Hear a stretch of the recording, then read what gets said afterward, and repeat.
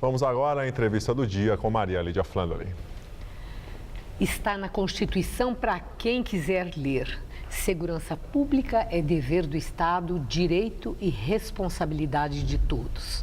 Para falar sobre esse desafio do poder público, o Jornal da Gazeta recebe hoje o Procurador-Geral de Justiça do Estado de São Paulo, Márcio Fernando Elias Rosa. Doutor Márcio, obrigada por estar conosco. Mas não é de hoje que se fala na necessidade da correção de rumos para a garantia de segurança pública. Doutor Márcio, o que é que explica o Estado brasileiro não ter conseguido até hoje elaborar uma política pública nacional eficiente de segurança pública? Pois é. Maria Lídia, primeiro, boa noite a todos os telespectadores.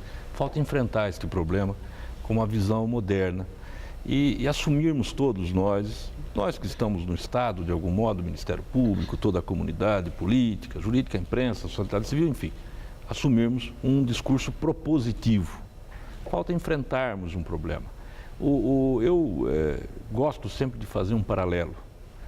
Há alguns serviços públicos que constituem direito fundamental de todos, que sofreram um avanço positivo nos últimos anos, muito embora estejam muito longe ainda da eficiência que todos necessitamos e desejamos. Educação e saúde, por exemplo. Mas por que isso se passou no campo das políticas públicas na área da educação e da saúde? Porque houve, em algum momento, um certo consenso, um concerto entre os políticos, sobretudo, que por meio de reformas constitucionais, ou lá em 88 ou depois, no caso da educação foi posteriormente, e criou-se um sistema, vamos chamar de sistema unificado, um sistema único, que define uma política nacional de enfrentamento de uma questão que é nacional, não é local. Agora, quando o senhor fala isso, um sistema unificado para a segurança pública num país com tamanha diversidade como é o nosso, vai funcionar? Olha, se nós formos, evidentemente, pretender estabelecer uma mesma modo de abordagem em todo o território nacional, independentemente das circunstâncias, da natureza do crime, por exemplo, das situações que levam à formação da criminalidade e da sensação de insegurança, não. Nós vamos gastar dinheiro público e não vamos levar eficiência alguma. Se nós também começarmos a eleger como premissas questões que são absolutamente intransponíveis, por exemplo, eu toco já num ponto delicado, são as questões corporativas ou corporativistas. Olha, vamos acabar com a polícia civil, com a polícia militar, com o poder investigatório do Ministério Público, nós não vamos chegar a lugar algum.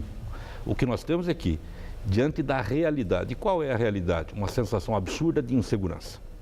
Qual é a realidade? A constatação de que o Estado brasileiro, seja, olha, União, Estado e município, e não é por falta de boa intenção, não se trata disso, não tem conseguido gerenciar um problema que é gravíssimo. Mas isso é por uma questão de cultura. Nós estamos ainda com uma mentalidade retrógrada, antiga, que não é científica, objetiva, e fica sempre assim dando a resposta conforme o clamor popular do momento. É isso que acontece? É uma falta mesmo de abordagem elaborada, científica? É também. Eu lhe digo, vou dar um exemplo só. Nós temos índices confiáveis de violência no Brasil? Não temos.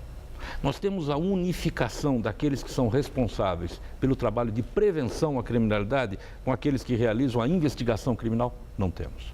Nós não temos, Maria Lídia, ainda, porque não há esta obrigatoriedade, e é isso que eu estou chamando de sistema único, obrigatoriedade de que no mesmo território, polícia militar e polícia civil, uma que previne e é essencial, como a Polícia Militar, e outra que investiga, e é também essencial, como a Polícia Civil, realizem o planejamento de suas operações. Conjunto. Dados confiáveis, decifráveis, compreensíveis, para que possam permitir o controle social, controle externo pelo Ministério Público e planejamento das ações. Eu vou lhe dar um exemplo, todo mundo sabe, o tráfico de armas alimenta crimes contra o patrimônio, que também alimenta o tráfico de drogas. Nós temos uma política nacional de enfrentamento a esses fenômenos? Não. É óbvio que nós vamos continuar sendo absolutamente imprescindível para o telespectador compreender, dependendo da ação da Polícia Federal nas fronteiras, dependendo da ação preventiva da nossa Polícia Militar e dependendo, óbvio, da eficiência da investigação que é realizada pela Polícia Civil.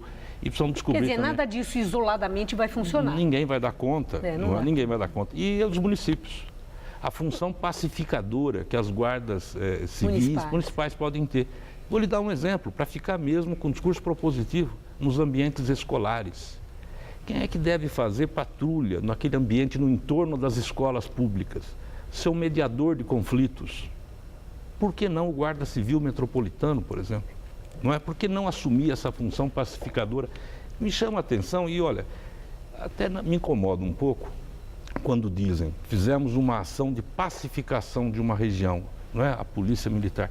Mas essa é a função primeira da polícia, pacificar, mediar conflito, não é? Assim como...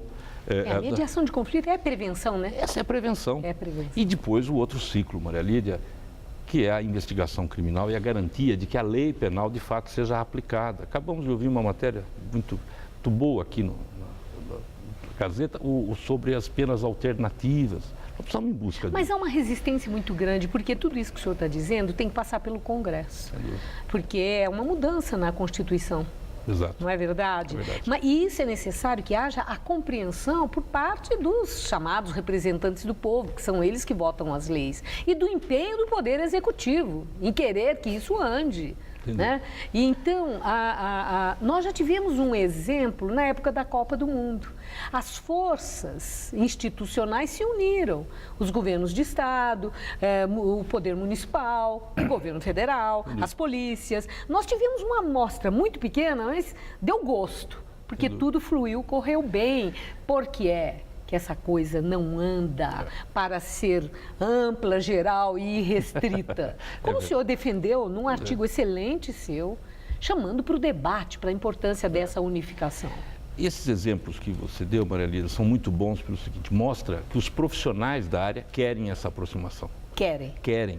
Os policiais militares... E a resistência onde que está? Olha, está no campo político, da necessidade de se ter o diálogo político para viabilizar a aprovação de projetos. Nós já tivemos alguns projetos de lei aprovados nesse sentido e que não caminham. Nós já tivemos pelo menos 4 projetos e não caminham. Talvez porque alguns queiram estabelecer muito mais a sua visão do problema. Ou é a força dos lobbies corporativos que o senhor mencionou há pouco que existe? Eu acho que nós temos que superar essa pegadinha que por vezes captura o Estado. Precisamos tomar cuidado com isso, de fato, sim. Mas nós não podemos desrespeitar esses interesses. Essas instituições precisam ser valorizadas no Brasil. Sim, elas têm que ser atendidas. Atendidas e valorizadas no Brasil. Mas as variáveis agora, não se excluem. Não se excluem, exatamente. Se nós cairmos nessa artimanha ou permitirmos que haja uma apropriação político-eleitoral de um tema que não deixa de ser político, ele é político, mas não necessariamente eleitoral, essa questão, como outras, frequenta muitos palanques às vésperas das eleições. Pois porque é um clamor, né? Acabou a eleição. Acabou a eleição. Vamos agora, então, continuar discutindo. A minha última questão é sobre a justiça. Tem aí uma compreensão popular. É tudo muito bonito, muito bom, mas a polícia prende e a justiça solta. A justiça emperra o trabalho da segurança pública? Não. No Brasil? Não, ela não emperra, mas é preciso reconhecer que no Brasil, muitas vezes, o processo é quase que um fim em si mesmo. O que eu quero dizer, ele não necessariamente leva à produção de justiça. Nós precisamos fazer reformas processuais. Não sei se eu fui claro, mas o que eu estou querendo dizer é o seguinte, muitas vezes a justiça tem entraves rituais no processo que retarda ou até inviabiliza uma resposta. E a sensação que resta para a população é de que ela não existe. Nós precisamos lutar contra isso. E aí é o campo da reforma. Esse artigo que você fez referência, eu menciono a necessidade de nós aproximarmos o sistema único de segurança e o ciclo completo de justiça, da investigação até a execução da pena. Sim. Né? Senão nós não vamos conseguir reduzir criminalidade, não vamos conseguir devolver para a população uma sensação de segurança, seja nos grandes... E aprofundar esse debate.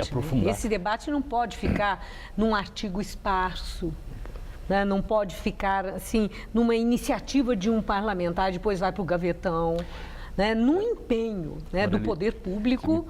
em que avance. Perfeito. Eu quero ser bastante objetivo, mas eu lhe digo, o Estado muitas vezes se organiza para combater o crime organizado, e é verdade, mas o que incomoda demais a população, por vezes, é a criminalidade urbana, que ocorre dissociada desse fenômeno.